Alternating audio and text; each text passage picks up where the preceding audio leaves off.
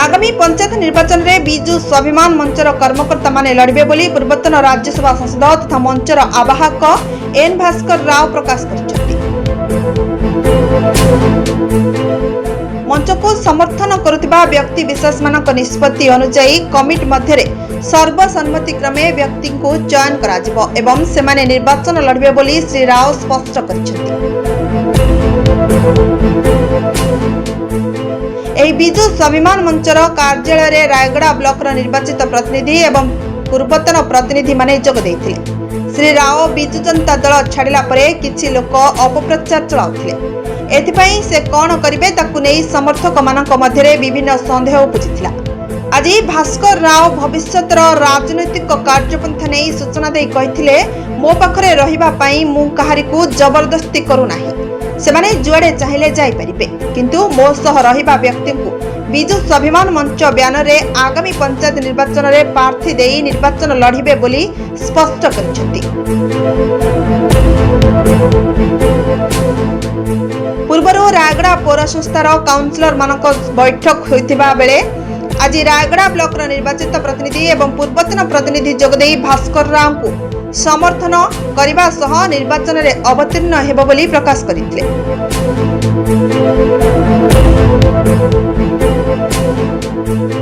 सेहीपरि विषम कटक को एनएससी बोली घोषणा करा जायछि एवं विजु स्वाभिमान मंचर कर्मकर्ता माने सेठाकार स्थानीय नेता मानक सह आलोचना करुछन्ति। आवश्यक स्थले सेठारे मध्य सर्वसम्मति क्रमे प्रार्थी दिया हेबो बोली गणमाध्यम को सूचना देथिले।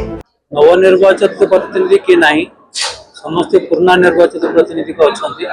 नवनिर्वाचित प्रतिनिधि जेतेबेले निर्वाचन हेबो सेतेबेले हेबाकु जिबे सेतिपे प्रस्तुति चलछि। समस्त मन रे गुटे संदेह थिला आमे कोन करिया को जाउछु किछि बुझी पार नथुलु बोली कि कहउथिले सेतिपे संदेह दूर करिया पई आपण माने भी सुनछुंती समस्त भी सुनछुंती।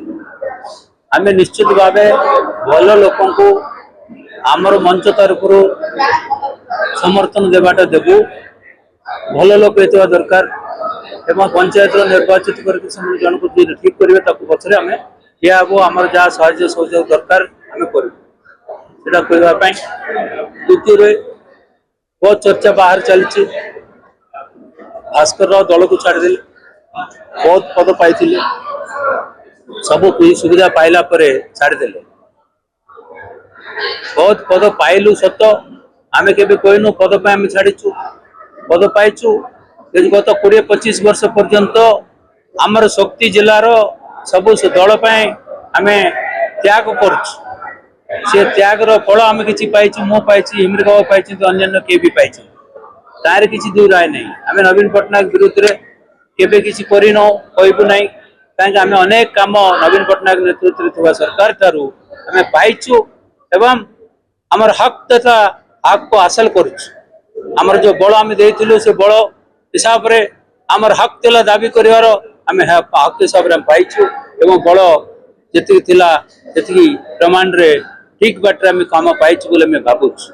उन्नयनमूलक काम हजार हजार कोटी टंकार काम ये जिले में होइतिले मात्र आमर बल आमर लोकंकर आशीर्वाद दृष्टि आमर जो माने प्रतिनिधि जाउतिले से प्रतिनिधि सहयोग करथिले सरकार को से सहयोग बल रे आमर काम इटी मिलुतिला आसुतिला ए जिला बासिंदांकर सेवा करिया पे हमें जययुक्त हेतिलु सेतेबेले से काम करियार आवश्यकता थिला हमें करथि सरकार भी करियार तांकर भी कर्तव्य थिला हम पे करथि।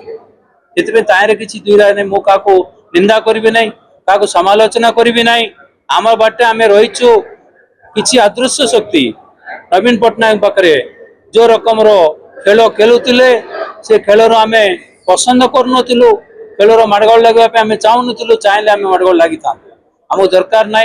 आमे लोक सेवा करिया पे आमे राजनीति करथिलु लोक सेवा करिया पे आगो मात्र आमे ए स्वाभिमान मंच रे लड़ाई करिवो ए जिल्ला रो उन्नति पे काम करिवो एवं जो दल सरकार थे मात्र सांगे कथबार्ता करूँ आलोचना करूँ सहयोग मात्र आम ने सहयोग आहरी किसी आलोचना करके आम उन्नति करने उन्नति करने दिगे आम चेष्टा करूँ। यहाँ गोटे सेवामूलक कार्यक्रम करने स्वाभिमान मंच गढ़ी एवं कमिटी जीव प्रति पंचायत को कमिटी गठन करेंगे सेठी से माने समस्ते सर्वसम्मति क्रमे जहाँ जदि निर्वाचित ठिया करने चाहिए भल लोक होमर कमिटी जदि रिपोर्ट देव भल लोक तक समस्ते चाहते आमर मंचर समर्थन निश्चित भाव 100 को 100 भाग रहिबो। रायगड़ारू मनोरंजन Satpathy report photo news times.